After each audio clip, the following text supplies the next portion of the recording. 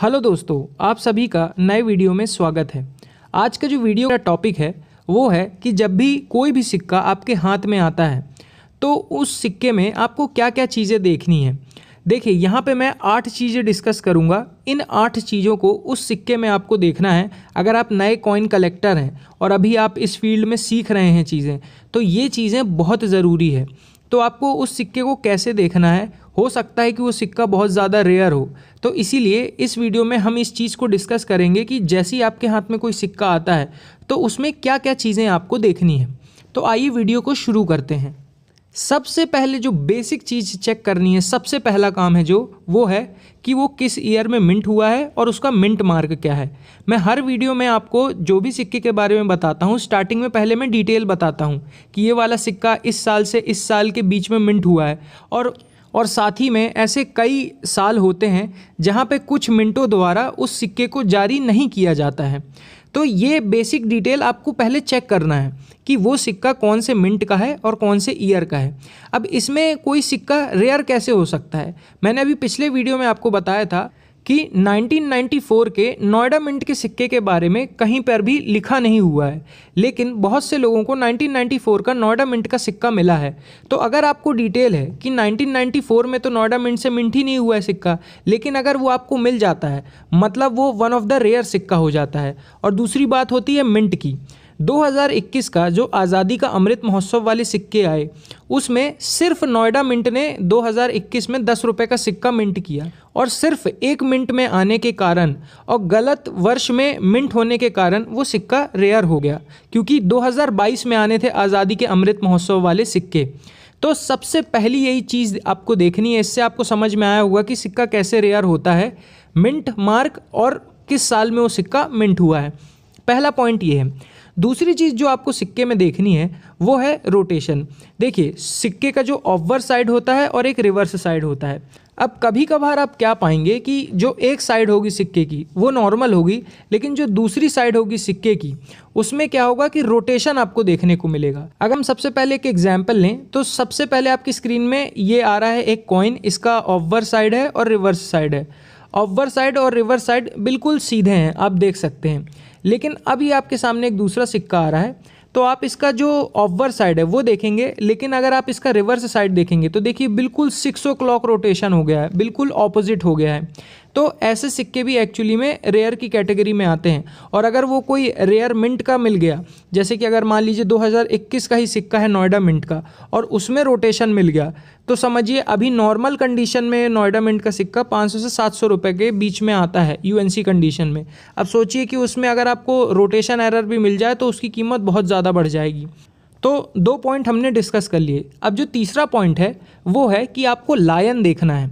अब लायन कैसे देखना है, प्रीवियस वीडियो में मैंने डिस्कस किया था कि 1999 का जो मुंबई मिंट का कॉइन है उसमें कैसे लॉयन वैरायटी के कारण एक सिक्का रेयर होता है। लेकिन मैं यहाँ दूसरा एग्जांपल लेता हूँ। 2011 से लेके 2019 के बीच में 5 रुपये के जो फ्लावर डिज़ाइन वाले सिक्के हैं वो आए थे। अब इन सिक्कों में जो लॉयन होता है, जनरली आपकी स्क्रीन में आ रहा होगा, ये वाला लॉयन का टाइप है। लेकिन 2 रुपये के जो सिक्के आए हैं 2011 से लेके 2019 के बीच में, उसका आप लायन देखेंगे तो इस डिज़ाइन का है।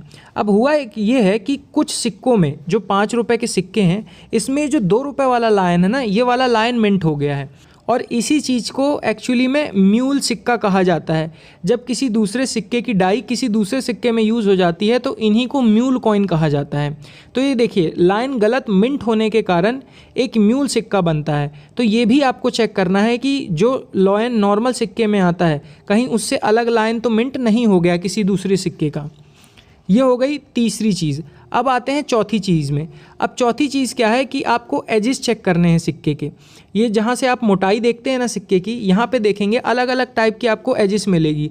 जैसे रिडिड एज हो गया, फिर उसके बाद हो गया सिक्योरिटी एज हो गया, और उसके बाद हो गया प्लेन एज।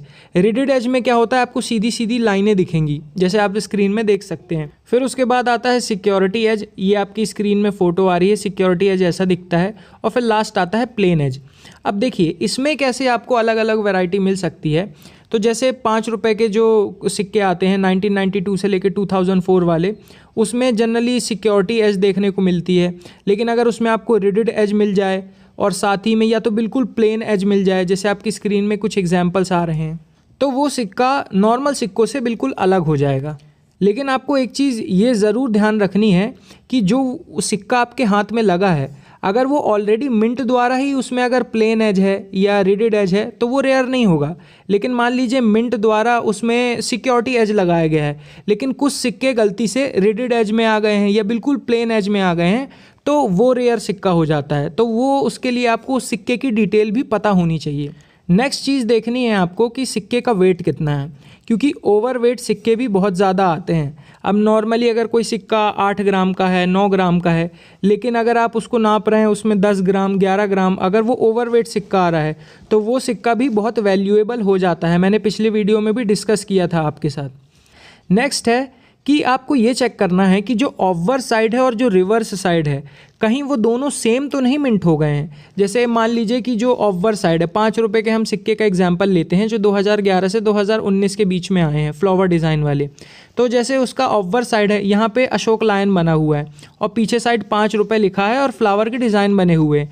अब जहाँ पे 5 रुपये और फ्लावर का डिज़ाइन बना हुआ है, यहाँ पे भी अगर अशोक लायन वाला जो हिस्सा यही छप जाए, मतलब आगे भी सेम है पीछे भी सेम है, तो ये चीज़ भी सिक्के को रेयर बनाता है, क्योंकि ऐसा बहुत कम होता है।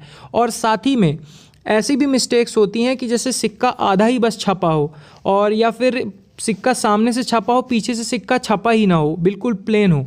तो ऐसे भी एक्चुअली में मिस्टेक्स होती हैं, तो ऐसे सिक्के भी आपको देखने हैं।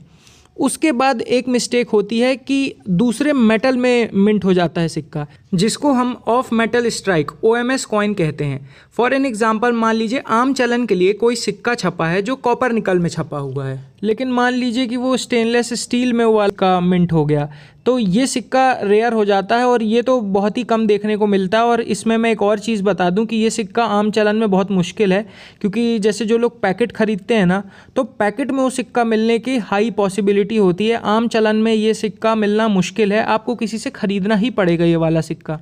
अब बात करते हैं लास्ट पॉइंट, 8वें पॉइंट में। ये कुछ ऐसा एज सच कुछ अलग से पॉइंट नहीं है, कुछ अलग से नहीं देखना है, बस इसमें आपको ये देखना है कि सिक्के की कंडीशन कैसी है। अगर सिक्के की कंडीशन बहुत अच्छी है तो उसकी वैल्यू आपको ज़्यादा मिलेगी। अगर कंडीशन कम होगी, उस हिसाब से उस सिक्के की कीमत भी गिरेगी। क्योंकि आप खुद बताइए, अगर आप अपने कलेक्शन के लिए कोई सिक्का ख़रीदना चाहते हैं तो आप चाहेंगे कि बिल्कुल अच्छा दिखने में हो सिक्का, बिल्कुल चमकता हुआ सिक्का हो, कि जब आप किसी को कलेक्शन दिखाएं तो उसको सिक्का प्रॉपरली दिखे भी तो कि बिल्कुल क्लियर दिख रहा है। तो इसलिए सिक्के की जो कंडीशन होती है वो मैटर करती है, और जितना अच्छा कंडीशन होता है उसकी कीमत उतना ज़्यादा बढ़ने की संभावना होती है। तो ये थे कुछ पॉइंट्स जो मेरे को डिस्कस करने थे कि जब भी आपके हाथ में सिक्का आए तो इन चीज़ों में आपको ध्यान देना है और चेक करना है इन चीज़ों को। और भी चीज़ें होती हैं लेकिन फिर वो बहुत ज़्यादा बारीकी होती है। ज़्यादातर जो रेयर सिक्के होते हैं ये इसी कैटेगरी में आ जाते हैं जितने मैंने आपके साथ डिस्कस किए हैं। बाकी आपको वीडियो कैसी लगी और आप इसमें क्या सोचते हैं इस टॉपिक के बारे में, अपने व्यू पॉइंट आप कमेंट सेक्शन में ज़रूर बताइएगा। तो आई होप आपको इस वीडियो से कुछ सीखने मिला होगा। Thanks for watching this video. तो मिलते हैं नेक्स्ट वीडियो में, तब तक के लिए जय हिंद, जय भारत।